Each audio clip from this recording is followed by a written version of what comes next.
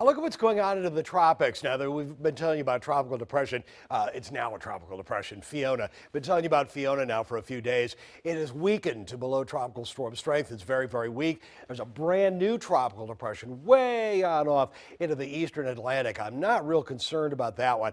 That's likely to veer on off northwestward and not bother the mainland United States. But this disturbance right on into here, that one is likely to move on towards San Juan, Puerto Rico, and perhaps even the Bahamas coming up by the weekend. So we want to watch what goes on with all these very, very carefully. Here's what's going on the bigger picture. Show you what's going on with Fiona. First of all, 35-mile-an-hour winds. And again, it's moving to the west-northwest at 17 miles an hour.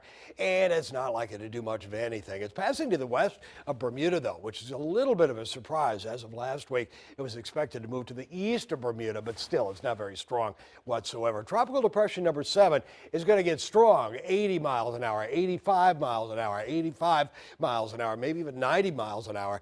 That's by Saturday, but it's still likely to veer on off into the Atlantic, so not horribly concerned about that one. It's likely to get the name Gaston coming up in the next several days. But this is the one to really kind of watch. This is a better trajectory coming somewhere near the North American mainland. So we want to watch what goes on with this one all the way on into the weekend and beyond. And again, it doesn't have a name yet, but we'll watch that one carefully. So that's what's going on. Fiona, very weak. New tropical depression, chances are it'll move on off into the Atlantic and not bother anybody. So we'll watch that one. And that brand new tropical, disturbance, that one does need to be watched as it could move a little bit closer to mainland United States.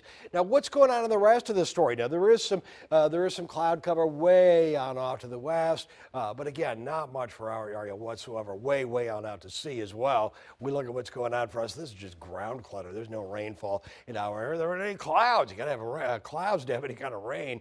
Here's what's going on with our future track computer model as well. We've got a light northeasterly wind flow into the area by 7 o'clock in the evening, 81 degrees. Now tomorrow morning at 7, this forecast model, the raw numbers here are saying 74, 76 degrees. But I'm generally going around 70, 71 close to the water's edge, but 60s anywhere inland. So very pleasant sleeping weather during the overnight hours. We work our way into the afternoon tomorrow, 82, 84 degrees, and on into Wednesday morning, even cooler, 63, 68, 70 degrees, and then during the afternoon coming up on Wednesday, 84, 85, 82 degrees. So we got some pleasant weather coming up over the next couple of days. Beyond that, though, it does start to get a little bit warmer. Overnight, 70 for an overnight low, 60s anywhere inland. We're at 83 degrees coming up during the afternoon for tomorrow. Lots and lots of sunshine next couple of days, 84 degrees on Wednesday. Back up there a little bit on Thursday, definitely up there again by Friday and Saturday. Temperatures in the 80s